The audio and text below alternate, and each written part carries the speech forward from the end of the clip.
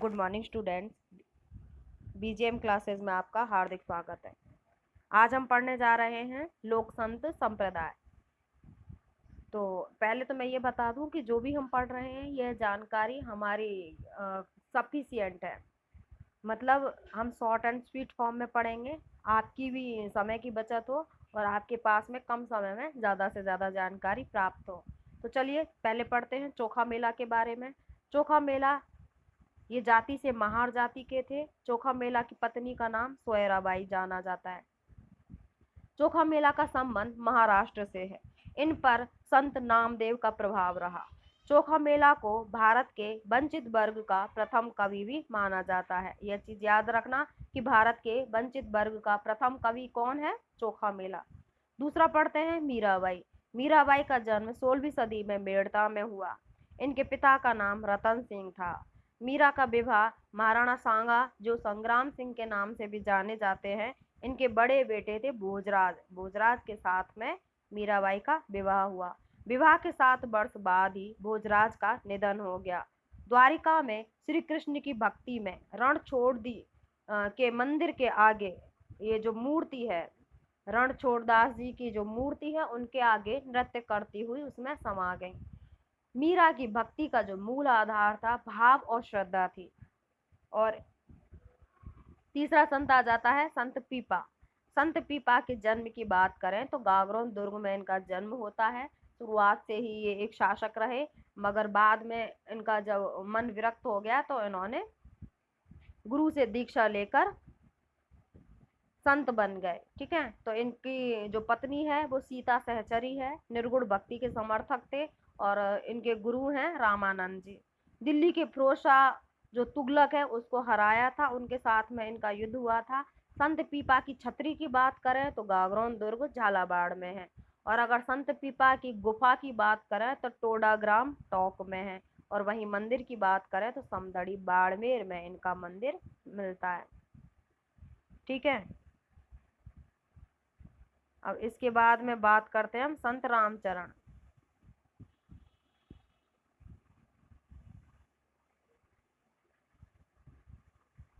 संत रामचरण, इनका जन्म 24 फरवरी 1720 में सोड़ा गांव जो कि टोंक में है यहाँ हुआ। बचपन के नाम की बात करें तो इनके बचपन का नाम है रामकिशन विजयवर्गीय। किसका? संत रामचरण का। पिता का नाम बख्तराम विजयवर्गीय, माता देवहूति और पत्नी है गुलाब कंवर। 1799 में शाहपुरा में इनका निर्वाण हो जाता है, अर्थात इनको मोक्ष प्राप्त हो जाता है। आमेर के राजा जयसिंह द्वितीय ने इनको मालवा के दीवान का पद नियुक्त किया था। ये चीज याद रखना कि किसके शासनकाल में कौन सा संत रहा है या फिर कौन से संत के शासनकाल में कौन सा शासक रहा है। ठीक है, तो यह चीज याद रखना है कि किस संत के जमाने में किस राजा का शासन था। तो यह आमेर के राजा हैं जयसिंह द्वितीय। इन्होंने मालवा के दीवान के पद पर इनको नियुक्त किया। किसकी बात कर रहे हैं हम? रामचरण के।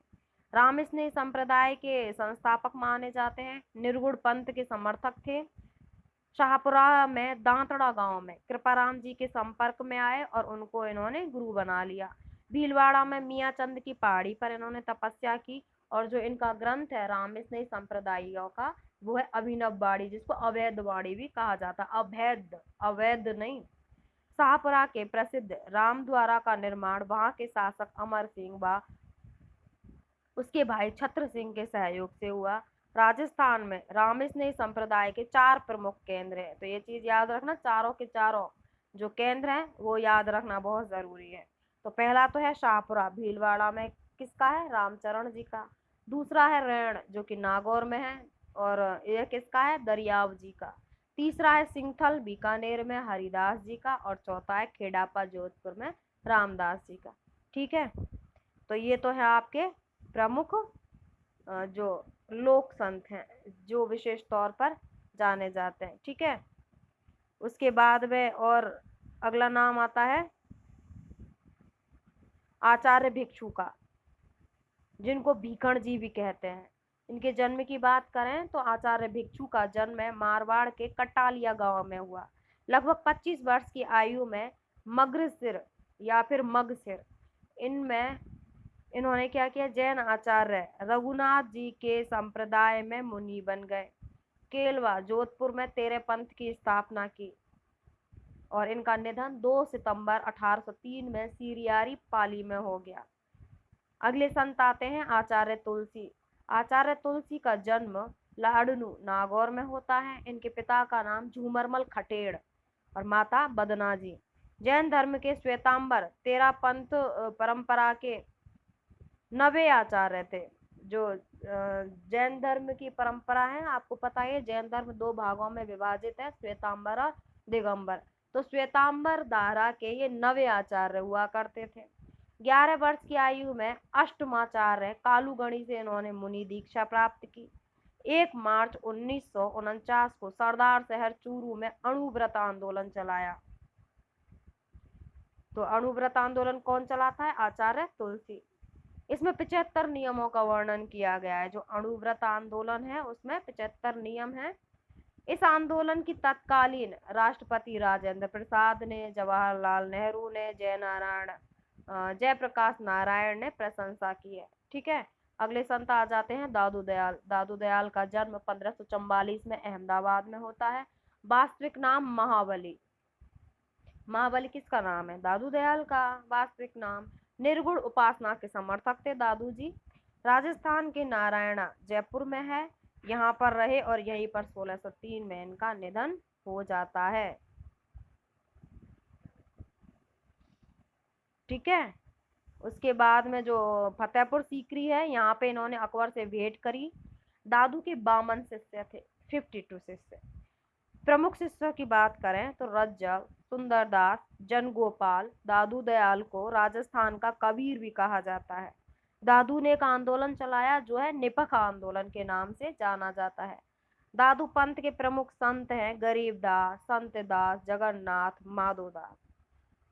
दादू एक बात कहा करते थे कि ईश्वर केवल मनुष्य के सद्गुण को पहचानता है, उसके दुर्गुण व जाति नहीं पूछता है। आगामी दुनिया में कोई जाति नहीं होगी, ऐसा किसका कहना है? दादू दयाल जी का। उसके बाद में आ जाता है देव नारायण जी। पिता का नाम सवाई भोज, माता का नाम सेठू, पत्नी का नाम पीपल दे। जन्म की बात करें तो माघ शुक्ल सप्तमी 911 ईस्वी में मालासेरी में इनका जन्म होता है। और जन्म किस वंश में होता है? बगड़ावत में। देव नारायण जी विष्णु के अवतार माने जाते हैं। देव नारायण का अंतिम समय ब्यावर के मसूदा से 6 किलोमीटर दूर देहमाली में गुजरा। अंतिम समय जरूर याद रखना जो विशेष संत हैं। अब जैसे कि देव नारायण जी का जो समय है वह ब्यावर से जो ब्यावर का मसूदा है, मसूदा से 6 किलोमीटर दूर देहमाली में बीता। प्रमुख मंदिर की बात करें आसिंद भीलवाड़ा में, खारी नदी के तट पर सवाई भोज में इनका मंदिर है।